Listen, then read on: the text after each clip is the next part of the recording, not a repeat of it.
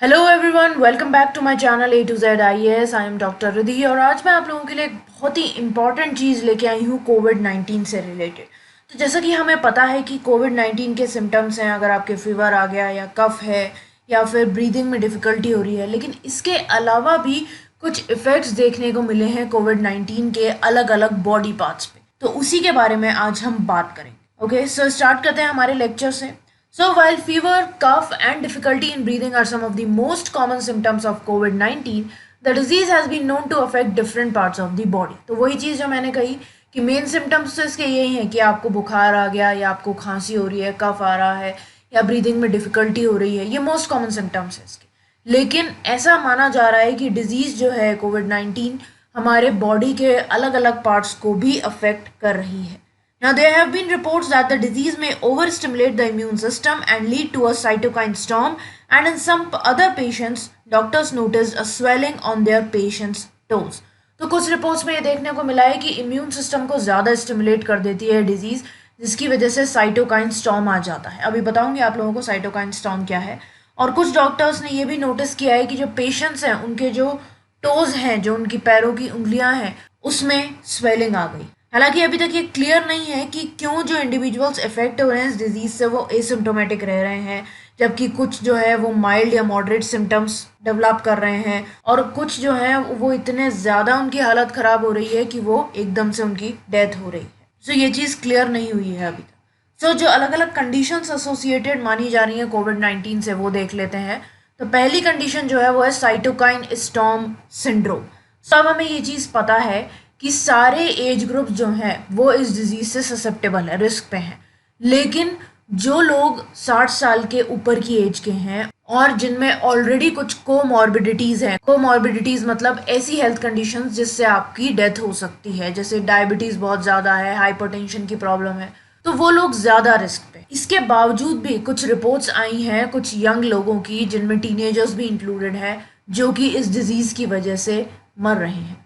अब अप्रैल में एक रिसर्च आई थी जिसमें ये पता चला था ये जो डिजीज़ है ये साइटोकाइन स्टॉर्म इंड्यूस कर सकती है कुछ पेशेंट्स में। अब साइटोकाइन क्या होता है? साइटोकाइन ऐसे सिग्नलिंग मॉलिक्यूल्स होते हैं जो कि हमारी इम्यूनिटी में बहुत इंपॉर्टेंट रोल प्ले करते हैं।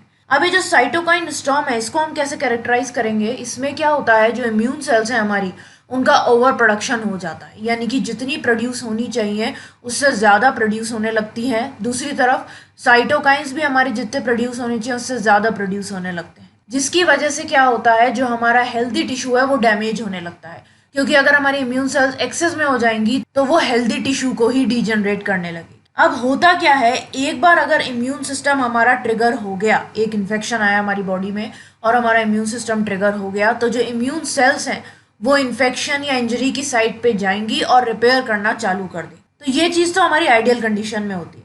लेकिन अगर CSS हो गया, यानी कि साइटोकाइन स्टॉर्म सिंड्रोम हो गया, तो उसमें जो एक्सेस में हमारी इम्यून सेल्स डेवलप हो रही हैं वो हमारे हेल्दी टिश्यू को भी डैमेज करना चालू कर दें। अब CSS जो है it is seen as a likely major cause of mortality in both the 1918 to 20 Spanish flu, which killed more than 50 million people worldwide, and the H1N1 that is swine flu and H5N1 that is bird flu outbreaks in recent years. अब ये माना जा रहा है कि जो 1918 से 1920 के बीच में स्पेनिश फ्लू आया था उसमें जो मोर्टेलिटी रेट थी वो CSS की वजह से ज़्यादा थी, और इस स्पेनिश फ्लू में लगभग 50 मिलियन से ज़्यादा लोगों की डेथ हुई थी।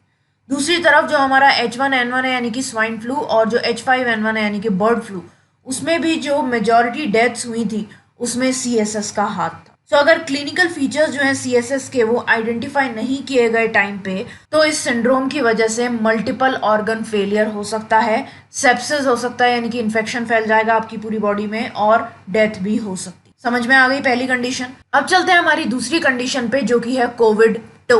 अब इस महीने की स्टार्टिंग में स्पेन और US में कुछ ऐसे केसेस देखे गए कोविड के जिसमें कोविड टो भी प्रेजेंट था। अब ये स्किन कंडीशन को कैरेक्टराइज कैसे करते हैं हम, इसमें पर्पल, ब्लू या रेड कलर का डिस्कलरेशन हो जाता है हमारे टोज का और कभी कभी फिंगर्स का भी।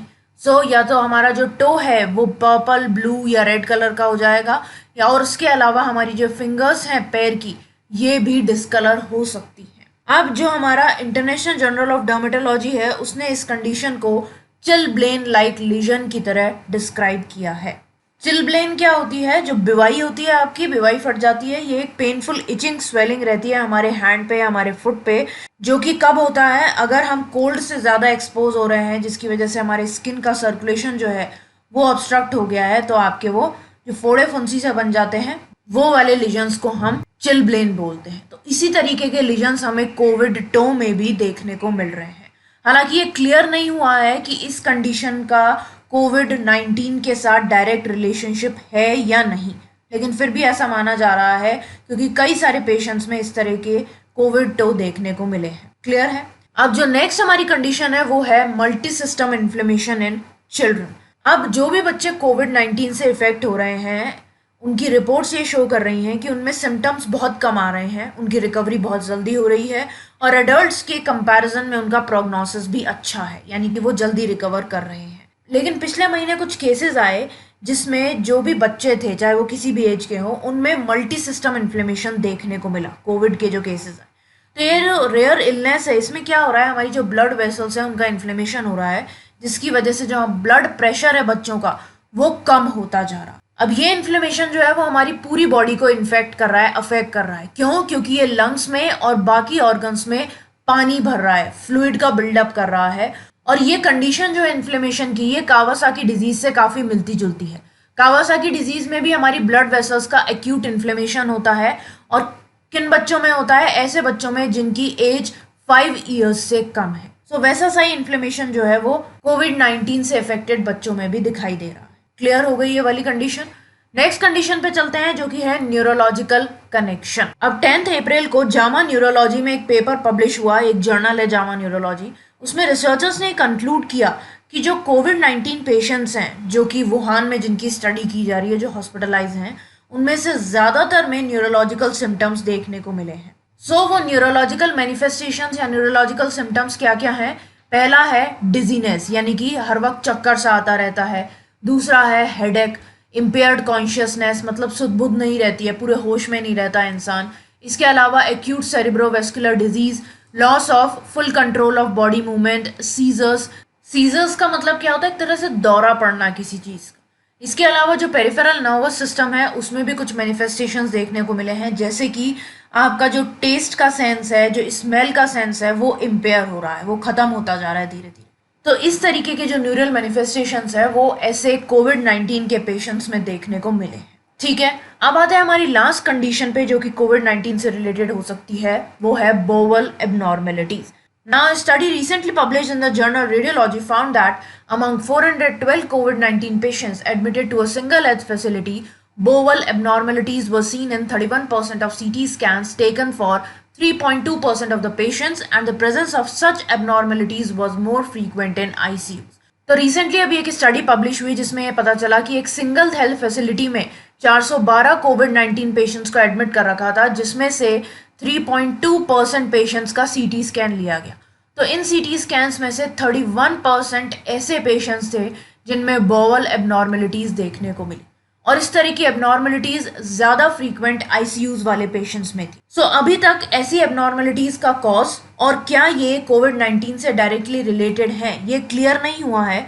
लेकिन जो बोवल फाइंडिंग्स से कुछ एक्सप्लेनेशंस हैं, उसमें यह बताया गया है कि वायरल इन्फेक्शन की वजह से बोवल एबनॉर्मेलिटीज हो सकती हैं, और छोटे छोटे जो वेसल्स हैं हमारे, उनमें थ्रोम्बोसिस भी हो सकता है, यानी कि खून के थक्के जो हैं वो जम सकते हैं। क्लियर हो गई?